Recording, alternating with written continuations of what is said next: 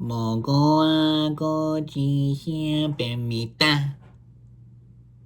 먹어하고 지시합니다. What is up, everybody? Random Random Man here, bringing you a special kind of review or just video in general, as this is one of the few times that I'm ever talking about a television series. Now, as many of you know, if you're a regular viewer of mine, you would know that this is mainly a movie review channel, or when award season comes around, that is when I cover the Oscars, doing my reactions to the nominations, and giving my predictions and preferences, or whatever. That's still movie related. But TV shows, I rarely ever watch and review on here, as personally, I don't watch that much TV. I don't watch as much TV as I do watch movies. Now, 5 years ago, when things were still COVID-y out, I was relegating myself to try to watch whatever was easily accessible at home on streaming, and it did include a couple of television series. I did see and review the entirety of Love, Victor, for example, all 3 seasons in separate videos. The entirety of Selena the series, which was a 2-part series, and then also the limited series, The Underground Railroad, based on the book of the same name by Barry Jenkins. I reviewed that as well. So this isn't the first time I'm reviewing a TV show, as I've said, but with this, I am compiling all of my thoughts, all my scrambled thoughts on this show that I'm about to talk about, with the show just having ended the 3rd and final season. The last 6 episodes I binged watched last night, and I did so until about 2:30 in the morning this morning, because I knew if I was going to open up my phone with social media that spoilers for this show were going to be running rampant, and sure enough, I was right. So good thing I was able to now have all of the show watched, so that I can also now go ahead and discuss it in front of you all. And plus, when's the next time I'm going to be able to wear this costume? This is my Halloween costume from 3 Halloweens ago. Here's a picture right here for the post that I did when it was Halloween 2022, holding my Funko Pop for Player 67, as you can see right there. My little cousins gifted that to me for my birthday 3 years ago, and then they later gifted me this Funko Pop for the Masked Manager as well. So shout out to you guys, little Alex and Self. Thank you guys for this. And yeah, so Squid Game. Squid Game has just ended. All 3 seasons have now been airing for the last day or so, or specifically the last season just dropped. And I never really talked about my thoughts on Squid Game on the channel in the past year, and again, gives me an excuse to whip out this whole costume again to do so. Last time I wore this was on Halloween 2022, and it was seen in a video when I reviewed that year's German language adaptation of All Quiet on the Western Front, which later became a big awards contender, so this isn't the first time I've worn this costume on camera either. But Squid Game, the big breakout Netflix hit. I think the first season was the biggest hit for Netflix ever, with over 2 billion views when the first season dropped. And yeah, I did watch the series when it dropped in the fall of 2021, and like many, I really loved it. I mean, the concept was very much a psychological dystopian type of thing, where we have the main lead, of course, Gi-hun, player 456, who is in deep economic hardship and is desperate to win so much money, or specifically 45.6 billion won, which in US dollars is just over 40 or just under 40 million US dollars, to pay off debts that he owes and everything like that. And we're introduced to a big cast of characters across the entirety of the show, with Gi-hun still being the main lead. And I'm basically just going to go through season by season, mentioning characters here and there, just like certain events that happen, all this stuff. Again, this is very discombobulated, disjointed. I just wanted to get my thoughts on the show out there now that it has ended, or so we think. So right here, that I am able just to have it there, because, you know, this is a big pop cultural phenomenon now that it's all said and done. In case you didn't read the title for this video, this is a spoiler review. So I am going to go through and mention stuff that has happened, including with the last 6 episodes here. And there's quite a bit to talk about, but I'm going to try to condense it to quick thoughts as possible, even though this video is going to be a longer video. It's going to be over 20 minutes, I imagine. So with all that being said, though, yeah, the first season, with us being introduced to Gi-hun, or player 456. Now, Lee Jung-jae plays him so well. He is fantastic in this role. To my knowledge, before he did the show and became the most famous for it, he was known for playing bad guys in South Korean movies, and this is like one of the few times he ever played a protagonist up until that point. And I thought he convincingly was able to give us a character that, you know, at first it's like, it's hard to root for this guy because he is a gambling addict. He got himself into so much debt. He's trying to support his daughter who is estranged from him, also divorced from his ex-wife. And then out of desperation, like with so many other players in this game, they participate in these games that are based around childhood games, but they're deadly if you end up losing. And yeah, Lee Jung-jae, what a performance he's giving across all 3 seasons. He won the Critics' Choice Award for Best Actor in a Drama Series, the SAG Award for Best Actor in a Drama Series, and the Primetime Emmy Award for Best Actor in a Drama Series. So this is a multi-award winning performance for the first season specifically, and he continues on with the second season with another like very compelling lead performance. After he does end up winning the first season, he wins the game there. He wants to go after these people who are in behind this game and, you know, in charge and all that, and take them down so nobody else suffers the same fate, even if they're in such big, massive debt. So he's going after all of the recruiters who are playing dachi with people, where they slap down those playing pieces, and they get slapped if they lose and all that stuff. And another person, I should say, who was known for South Korean stuff beforehand, I think, let me see. That's why I have my laptop pulled up here in case I get names wrong. Let's see. Gong-yu. Yes, Gong-yu plays the salesman or the recruiter. He was known for Train to Busan before Squid Game, and, you know, the scene he had in the first episode of season 2 when Gi-hun confronts him and everything, I mean, wow. And they're playing that game, I think it was Rock, Paper, Scissors. I mean, just what an introduction to season 2, just to get us back into the swing of things. Because, of course, we last saw Gi-hun at the end of season 1 with him almost getting on the plane to go to LA to visit his daughter, his hair freshly painted red, and then, you know, talking on the phone, like, you know, you should get on that plane and all that stuff. But then, you know, he doesn't. He turns around. That's how season 1 ended, and then that's how season 2 begins, with him trying to take down the people in front of, or I should say people behind the game, and the one in front of the game, technically, is the front man, played by Byung-hun Lee. When he was revealed to be the guy behind all of this, I mean, he is probably the most famous South Korean actor to break out internationally, from what I recall, aside from, of course, everyone that was introduced into this show 4 years ago. And, you know, he was great. And then him being integrated into season 2 as one of the players and really going along with everything, even though he's the guy in charge. I mean, you know, that added another angle of suspense to really get us into caring about a bunch of these characters.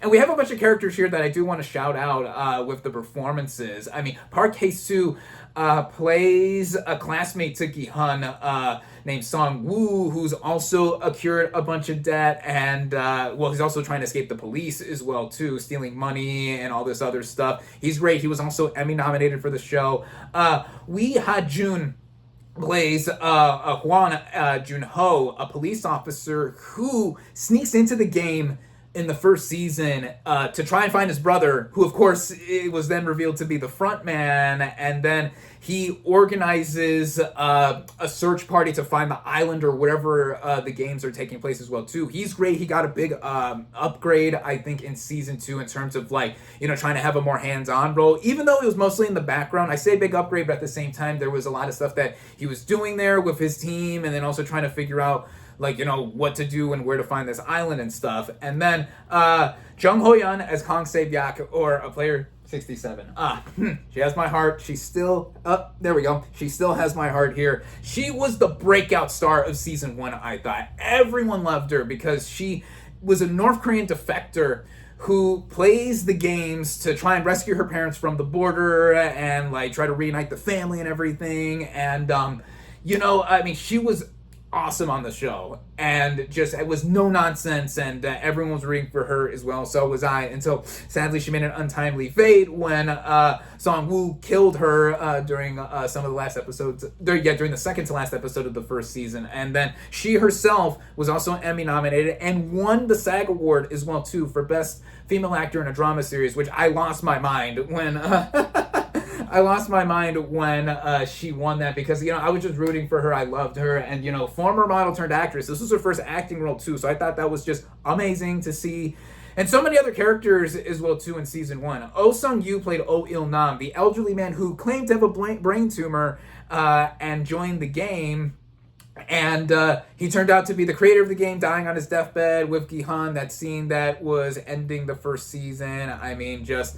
he was great as well. Won the Golden Globe for Best Supporting Actor in a TV series. So many other people in this first season as well, too. Like Lee Yoo-mi, who played a young woman that teams up with Se-byuk, but then sadly tragedy struck when they were playing that marble game, and then she ended up losing and dying. She won the Primetime Emmy Award for Best Guest Actress in a Drama Series, too. I mean, well-deserved as well, too. Very memorable, very heartbreaking kind of turn here. And then, all the events that happened in the first season, to go over them really quick. Of course, the first episode, Red Light, Green Light, is now iconic. I mean, it was one of the best introductions to a TV show that I've seen, not just all decade thus far, but maybe in the 21st century so far, because of just seeing the mechanics of it all, just playing the game, and, us being introduced, like, with the players, just wondering, like, oh my god, we're just playing childhood games and we're going to win a bunch of money, and then, no, the consequences end up being deadly if you lose the game, and then you might end up having to kill a bunch of people and all this other stuff, and it's like, wow. All that there. There's so many other games, too, that were in play here that were memorable. I mean, there was that cookie game where you were cutting out the shape of the dalonga, that's what it's called, dalonga, without cracking it, or else boom. And the tug of war game, the marbles game,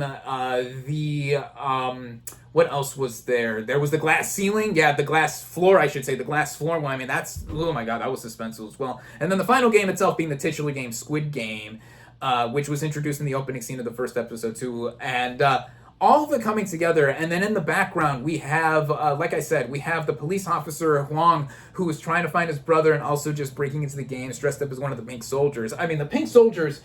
They're iconic as well, too, on top of the green and white suits that everyone in the game was wearing. I mean, also the Pink Soldiers theme song. I gotta give a shout out to the music, because the music was composed by Jung-jae, who is known to most people, I think, probably for Parasite. He did the original score for Parasite, another property from South Korea, the highest grossing South Korean film of all time. And, the Squid Game coming after Parasite, and then Parasite coming after, like, a big wave of K-pop coming together. That's what makes all of these things so culturally significant, because the wave of South Korean media taking over the world, not just the US where I live, it was huge just to get everyone, like, aware of, like, the kind of culture that they are expressing through what the media entailed, and just like everything going into the mainstream. And I thought that was great, because I don't listen to too much K-pop, but a lot of artists and groups now are known the world over because of just this huge influx of all that we see here crossing over into pop culture. Of course, Parasite I absolutely adore. That was my favorite movie of 2019. Probably my favorite movie of the last decade. And just recently, the New York Times declared it to be the best movie of the 21st century thus far. And, a Squid Game, I think, would be in a similar camp, even if it's more overt. I mean, the genres here that it's listed under, dystopian, survival, thriller, horror, I mean, a lot of that. And then credit is due to the creator of the show, Hwang Dong-hyuk, who also wrote and directed the show. He won the Emmy for Best Directing of a Drama Series for the first season, of course, for the Red Light, Green Light episode. Again, won an introduction to what we see with all of that in Season 1. And, yeah, I mean, Season 1 I absolutely loved, and just with going into Season 2, we had to wait so long for Season 2. We had to wait so long for Season 2, But I thought the wait was mostly worth it because we are reintroduced to the characters, at least Gi-hun, the ones who made it out. Gi-hun survived, Officer Hwang survived, of course, and like they're off doing their own thing until they team up because they want to expose the game for how nefarious it is and all this other kind of stuff here. Of course, the frontman, Byung-hun Lee or Lee Byung-hyung returns as well too. We have so many characters that were introduced as well too that were memorable. A lot of people love, like myself, Player 222 from season 2 and also now season 3, who enters the game pregnant, and Jo Yuri did such an amazing job. I mean, I would consider her the new Player 67 or the new Sae-byak because everyone just fell in love with her because everyone was protecting her because of her desperation to be in the game as well too while pregnant. Even the frontman, when he was disguised as one of the players, like, you know, given his backstory, was also protective and all that. And then eventually, now that we have season 3 is technically season 2 part 2 because of how it ended on such a big cliffhanger, and like we're having them seen going into one into another in terms of the narrative progressing. They were shot back to back anyway. But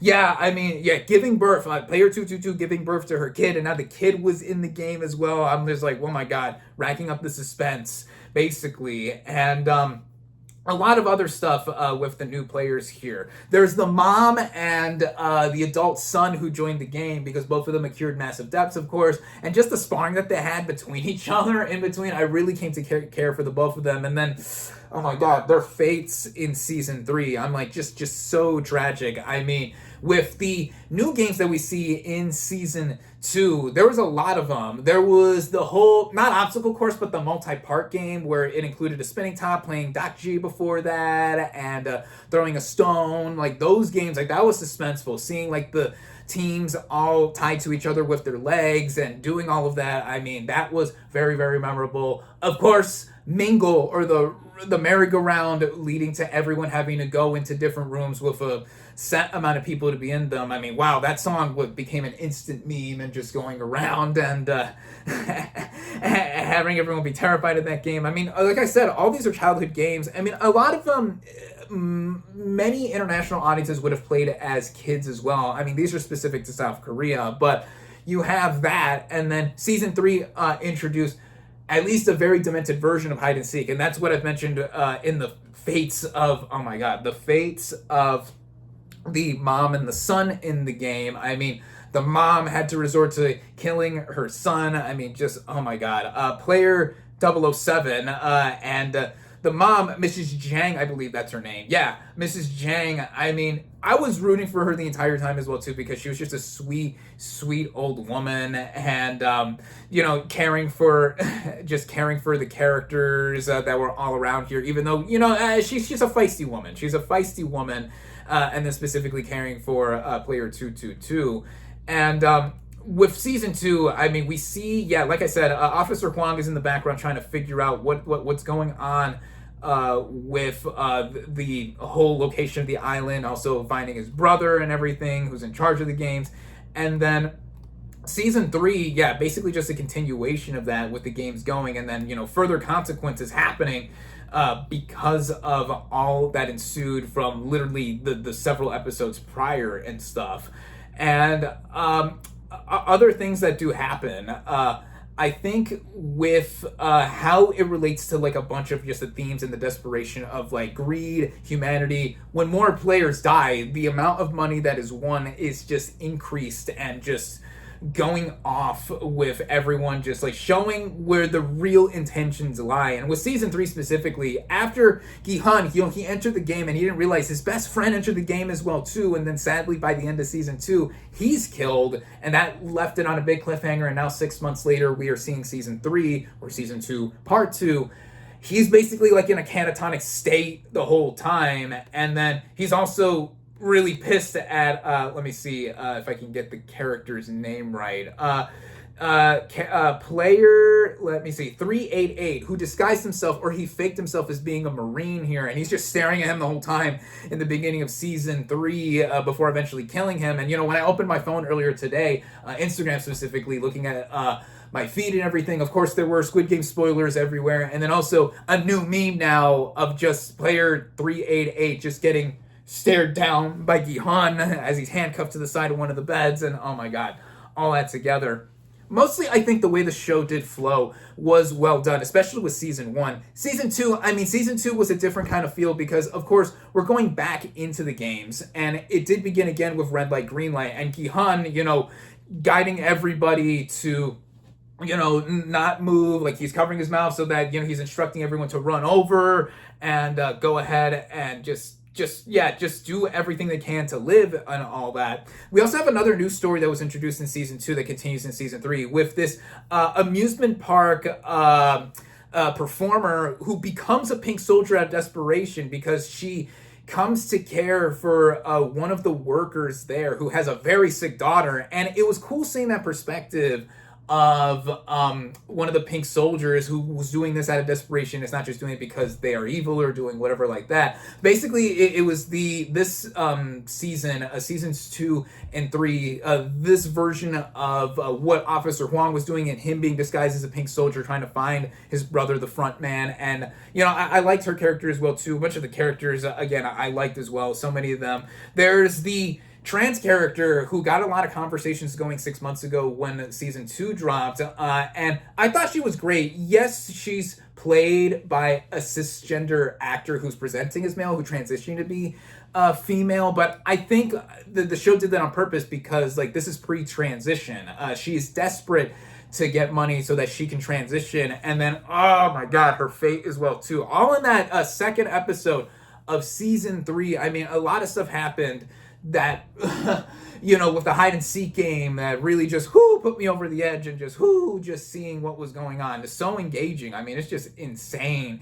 And having that all come together. And when we get into season 3, we'll further go along. Season 2 had 7 episodes, season 3 had 6, and we're getting to the final episodes. And at first I thought, the show was kind of going through the motions and just being like how it was before. But at the same time, we're seeing all the desperation, all these characters dropping like flies and stuff. And at first I was thinking is it just going to be like season 1 where everyone but Gi-hun lives? But then we get into the final game, which is Sky Squid Game, where you're playing Squid Game at the top of these towers that are all shaped in the shapes that are now synonymous with the show too. The circle, the triangle, and the square.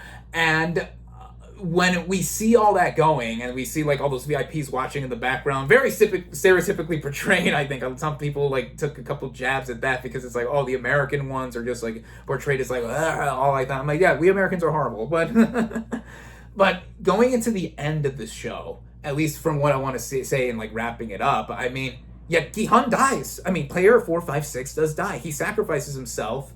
Because the whole time after player 222 gives birth, and then player 222 is technically not out of the game, that moniker is then relegated to her daughter, the baby, and then still in play, and with everyone else still trying to play that were remaining, including player 333, who is the ex of 222, who has a Bitcoin or cryptocurrency type of thing that failed, and he's in debt, and other players are on him for that too. He's I invested in you, and then there's that one character Thanos, played by a K-pop star as well too. He was memorable for what he had to do in season 2 as well. But going into it, it's player going into the final game, player 333, player 456, of course, and other characters that made it. Then the baby, it's wow.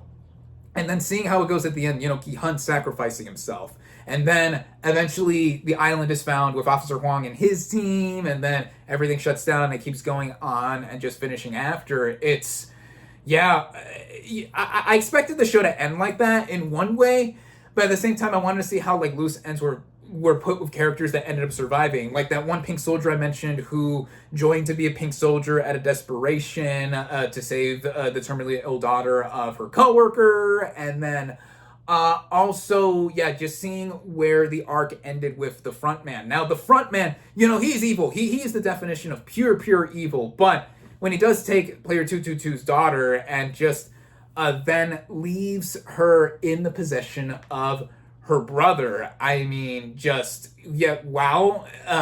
And then all with the earnings, because technically player 222 was the winner of the second time we saw Squid Game in this series. Gi-hun, of course, won in the first season, and he barely ever touched his funds, or he didn't touch his funds by the time the first season ended. And then he did use a bunch of his money to create a task force to find all these recruiters, playing dakshi with people, trying to get them into the game.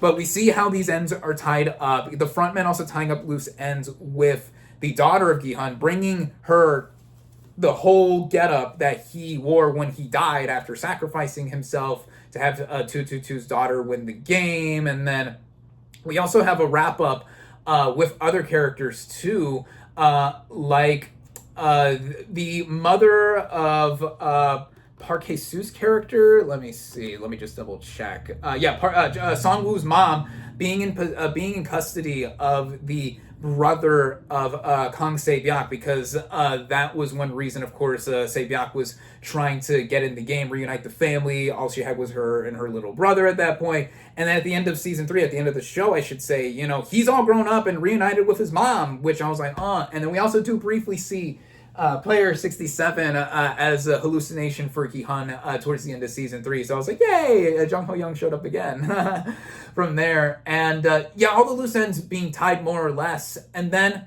big thing that we see in the final moments of season 3, the final moments of the Squid Game show.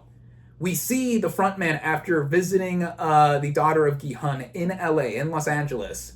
We see in an alley the American version of a recruiter playing dakshi with a homeless person, and she's played by none other than Cate Blanchett. I was like, oh my god, Cate Blanchett.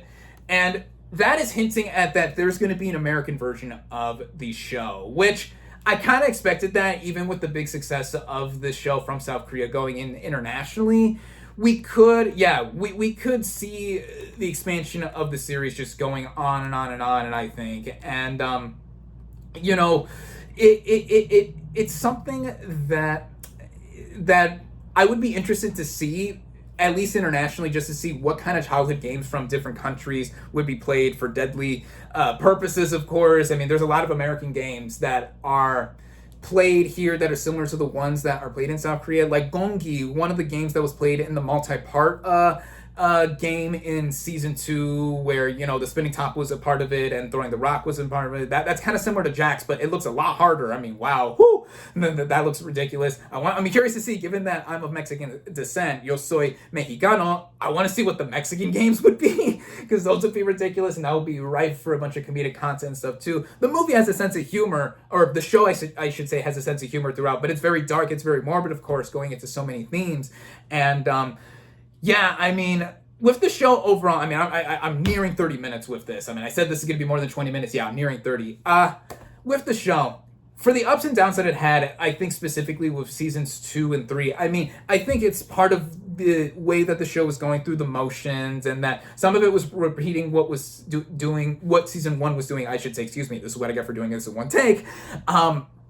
Whatever was happening, because the first season was pretty much a big tough act to follow for all of the praise and accolades it was showered with, and I still found the show to be very, very entertaining regardless. Like, you know, me staying up until about 2:30 last night finishing the last 6 episodes of the show, I don't do that for just any other show, also just to avoid spoilers and such. I mean, there's so much here that is there to unpack, and it's not just mindless entertainment, but I think that with this show, you know, just going with how the arc of Gi-hun has finished and seeing what we could possibly do with an international angle or different versions spinning off of this, I'd be interested to see what would happen. And with how I would summarize the show overall, yeah, I loved the first season, as I said, and I still enjoyed seasons 2 and 3, though not as much as season 1. And if I were to give a rating, for the entire show, I would say that I would go with a 4 out of 5 stars. So same rating as I would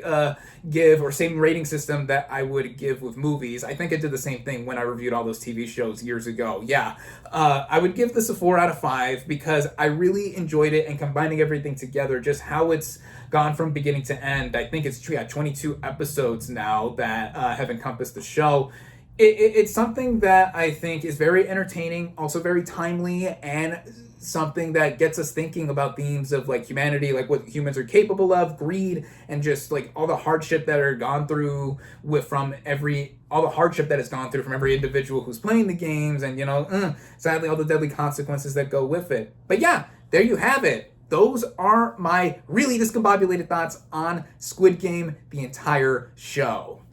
Thank you all, as always, for watching. Be sure to like this video, comment on what you thought of the Squid Game series, social media links in the description, subscribe to my channel for more, and I'll catch you on the next movie review.